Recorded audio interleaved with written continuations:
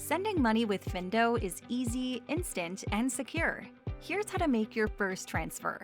First, go to Send Money and add a card to Fin.do. You can add both MasterCard and Visa cards. You can send multiple currencies from any card. Your card will be immediately verified for sending money, receiving, or both.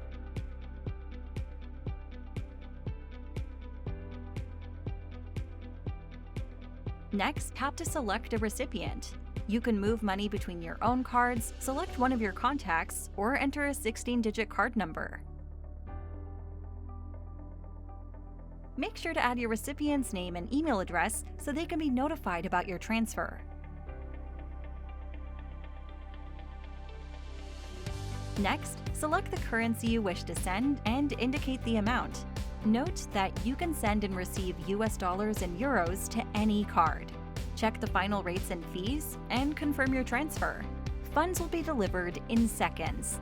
Send money quickly and securely every time with Fin.do.